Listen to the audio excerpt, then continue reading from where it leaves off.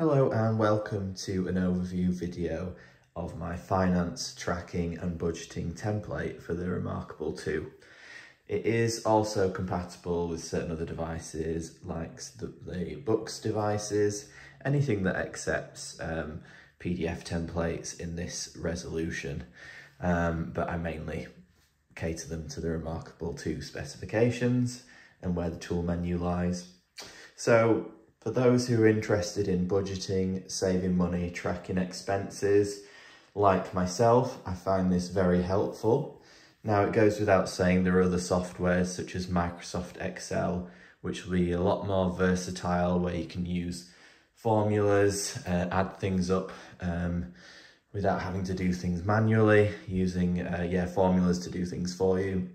However, if also like me, you tend to track your goals, your aims, objectives, just general life direction and things like that on your reMarkable, then it's also nice to keep track of finances on there as well, because it's such an important aspect in life, something that's good to keep on top of and plan. And if you don't do it, it can be something, a good thing to start doing. And I hope this may be helpful for some people. So once you go into the template, you're initially greeted, actually let me go to the home page, by the finance tracker overview. And there are a couple of other sort of finance templates or budgeting templates available, but mine is less of just, input some numbers here. It's more of actually month by month, how can we progress towards our goals, save more money, reduce spending in applicable areas, rather than just inputting data. So financial goal is what you're greeted with right at the top, and it's very important to complete this when you're starting, I would say, because when you don't have an aim, it's hard to stay motivated to what you're trying to accomplish. Just keeping it simply, it might be something as simple as you're saving for a trip, a vacation, right through to saving a deposit for a house, or you might just have a certain financial objective you want to obtain, or even just a certain lifestyle. Whatever it is, I just outline it there, so every month you're coming back to it there. And this is a monthly tracker. I suppose you can do it weekly, but it is designed to be monthly, so that is the preferable cadence when using this template. Just to add as well, there is a left-handed version available. Of course, when you buy the template, you get both of them. You don't need to buy them separately. You'll get both as part of the package. So let me go back into the right-handed version, because that's what I use. So your financial goals, and this is, well, you can probably just, guess from the title of this page, it is the overview. So this is what you'll come back to as you're working your way through the year, tracking your total income, total expenditure, and total savings. And then you've got your annual totals. And this can be used year on year. So the aim is you can see the progress working towards your goals.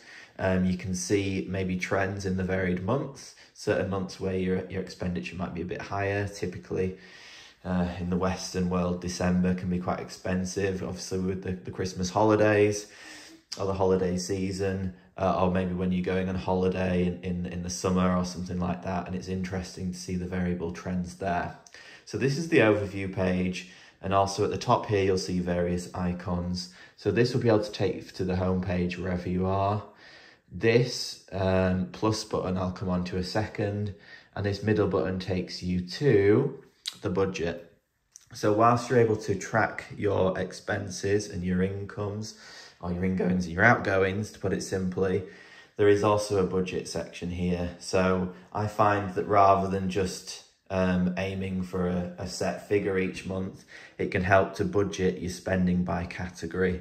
So you've got description and amounts here for fixed expenses. So this is like your bills, water, gas, electric, rent, mortgage, just those fixed costs that come out every month, insurances. Then your variable expenses, which is things that change month to month, such as everything else sort of goes under here. So it might be groceries, eating out, spending money on clothes, electronics,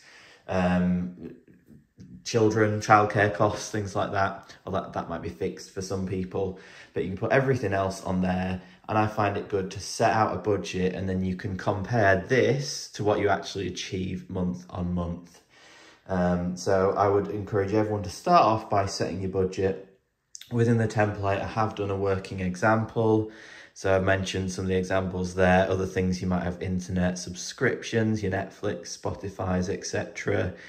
Right through to window cleaners, tuition fees, car payments, gym memberships, you name it. And then your variable expenses, I've already mentioned quite a few of these, but you get the idea there. And so then when you add up your totals, you figure out what roughly you should be aiming for your total expenses each month. And your income, for some people obviously it does vary, but you can put what you generally expect to have an income with each month. Fixed expenditure, variable expenditure. So yeah, actually, sorry, I'm getting a bit confused there. This page is just for your expenditure.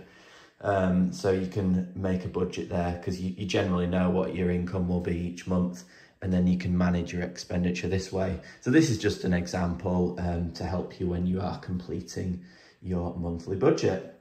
But this isn't the main part of the spreadsheet, but is an important part to start with. So you're going into your home page, all of these months are hyperlinked. So when you click into January, it'll take you into January. When you click into February, it takes you into February, and so on.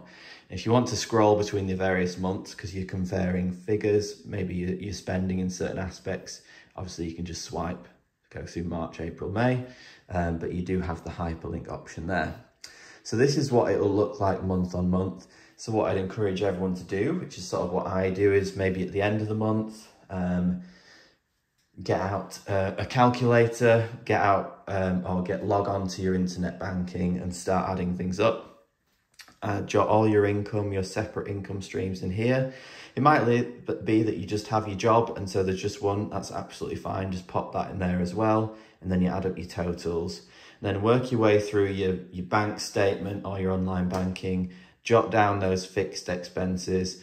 The great thing about this is they tend not to vary month to month. So once you've done 1 month, you can use the select tool and you can copy it and paste it into February and just make any slight tweaks, because your rent or mortgage doesn't really tend to change too often. And then variable expenses, add them up and jot them in here. Now, some people might think, well, I have way more than whatever it might be, like 18 or 20 variable expenses in the month. I would encourage everybody to put them into categories, so you don't add every single spend on there. So you might go to the grocery store, I don't know, 5 to 10 times a month, for example, and I wouldn't put each one in there. I would add it all up and have a category for groceries. Maybe add up all your subscriptions, have a category for subscriptions. Why do I encourage people to do that? Because that's how you can sort of identify trends and where you can make efforts to trim down costs if you want to, or reduce that expenditure. If you just add everything, it's hard to really see any patterns. But you might see in January, I spent £600 on groceries. And in February, I spent £700 on groceries. So there you can sort of see trends and have a look at, why are we spending more? Was it just a necessary expenditure, or can we cut that down a bit? Then once you've added them up, you add them into the summary, and then you put it on your overview page. And this is an important section here, so don't miss it, even though it's the last one, actions for next month. Without this, we're sort of just tracking our expenditure. This is where we try and make improvements to work towards our goals. So it may be that we want to save a little bit more, or actually we want to spend a bit less on certain things. That's why it's good to put this in categories.